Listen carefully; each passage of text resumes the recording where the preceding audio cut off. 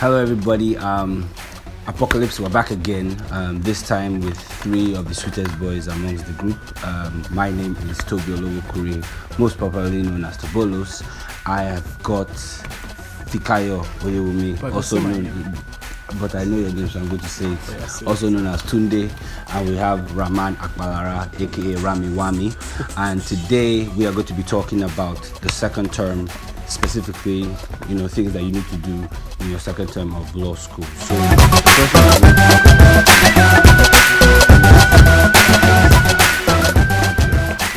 attendance at classes, really serious, don't take it for granted, because after law school there was some talk about people who actually missed attendance and they were prevented from writing exams. So law school takes that thing very, very, very seriously. If you know you aren't going to come for class, cut that idea in your mind. Okay. Like when you wake up and you're like, I'm not going to come for class today, go back to sleep for 5 minutes, then wake up back, dress up, and then take it serious, take it very, very serious, and you'll be fine. Rahman. The thing with classes in second semester are going to be 15 weeks long, so it can get really tedious, but at the same time, that's the time where you go over the most complex of topics. The first time, you're basically doing introductory aspects of your different courses, but in second semester, you're going in depth, and it's very important that you attend classes because you get to understand the topics better when you attend classes. So no matter what happens, no matter how tired you feel, you should attend all of your classes, especially the classes where the overviews are taken. So I think that's the best advice I have to give in regards to that. I, for one, in my undergraduate level, I was a terrible truant. I hate classes so much. And the truth is that in law school, you actually don't have the liberty to not go to classes. And apart from all of the things they've said, another important reason why you have to go to class is that there's this thing you will hear a lot when you go to law school, and that is the law school position. There are so many different areas of law, and there's so many things that people will argue about, and there will be conflicting court decisions on many things. And there's only one answer a lot of the time. And that's why you have a law school position on many things. And the only way you get the law school position is if you go to class and they tell it to you. If you're someone who falls asleep in class a lot, like me, or you just can't pay attention, what I used to do was I had to try and make class notes, because I knew that at least if I had an activity like writing, then I would be able to pay attention somewhat. If I didn't, then I would most likely fall asleep. So that's what I would suggest for you. So that's that with classes. The next thing we would like to talk about is drafts.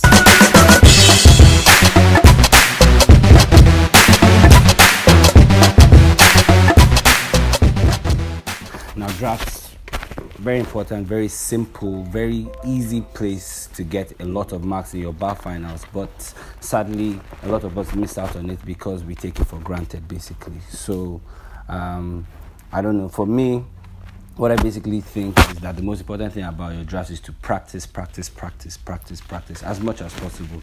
It won't always be easy, and it's very, sometimes cumbersome to include practicing drafts in your schedule because you have so much that you want to read, but it is better that you do that than having to learn like 100 drafts in just like 2 days before the exams.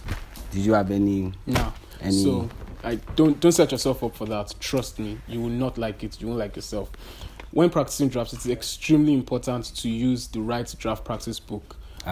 Straight off the bat, use on your Okoro. It's one red book, short small like this. And don't buy one big one like this. Yeah, that's 5,000. And then use your past questions as well, because you then know how they mark it, you know how it's graded, and then you don't have to learn. Because I know that for some drafts, I ended up learning too much from a draft book, and then in the past question, they really required very simple things. So use your past questions, look at the marking scheme, and then you'll be able to draft properly. And why it's also important is that if you even know where the marks are most allotted to in drafts, if you're in the exam hall and you don't have time, you can actually just jump to the most important thing. And then there's some drafts that always come out every year, like every single year for every topic. So standard. It's very unwise not to know those drafts, so you have to learn those. So. Also, now law school is evolving and changing a bit, so they're trying to be a bit more practical. So you also have to pay attention to not just the written drafts, but like your forms, like the actual forms that you'll be filling. And it may seem easy, but it's very easy to also miss out on it. So I would advise that you practice forms, and the best way to know how to correctly fill forms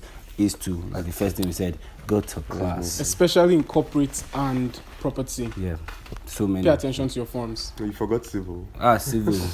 I practiced from early, because civil, for example, I can remember writ of summons. I knew how to draft writ of summons, like draft it from beginning to the end.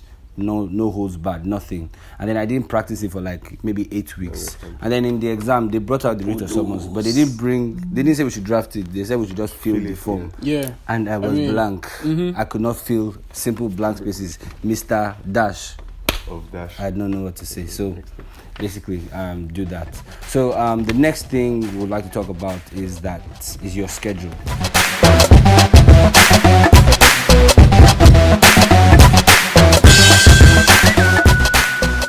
So what was your schedule like second semester?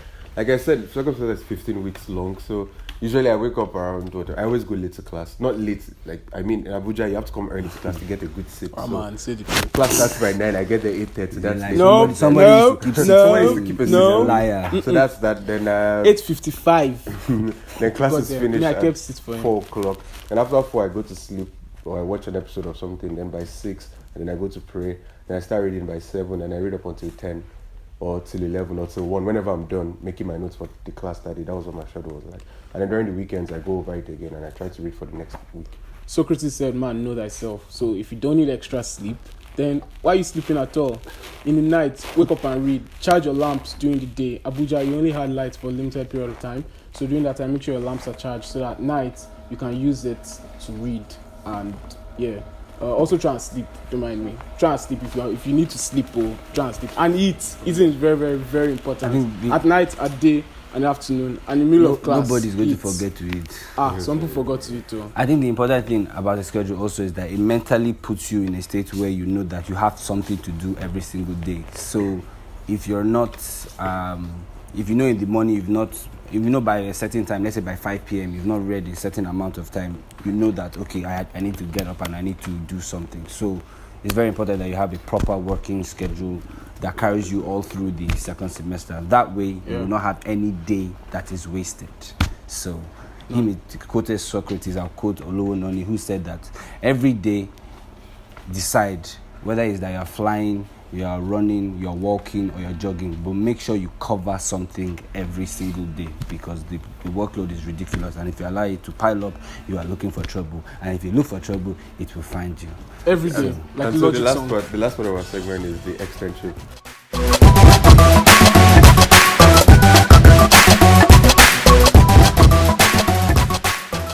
And so you know that compulsorily you have to go on an externship. You spend 6 weeks at the court and then you spend 6 weeks at the law firm. So for second term, that's when you get the forms for externship. So you need to decide early on where you want to be extending. Like, are you extending in Lagos? Are you extending in a different place other than your campus? If you're going to consult with your parents, because once you fill the form, it's very difficult to change it. You pick the local government you want to extend in, and then you prepare mentally towards your externship.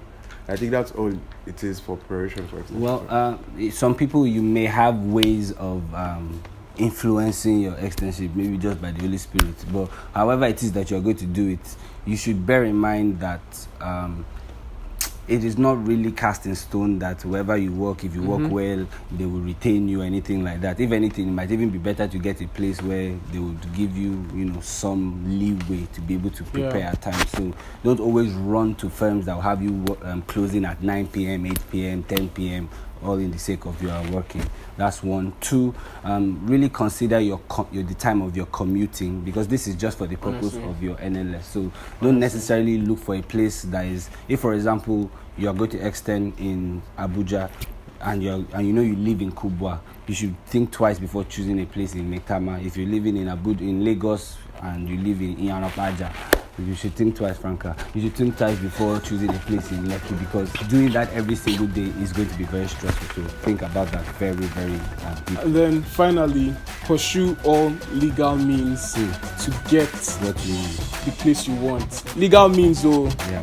Thank you very much.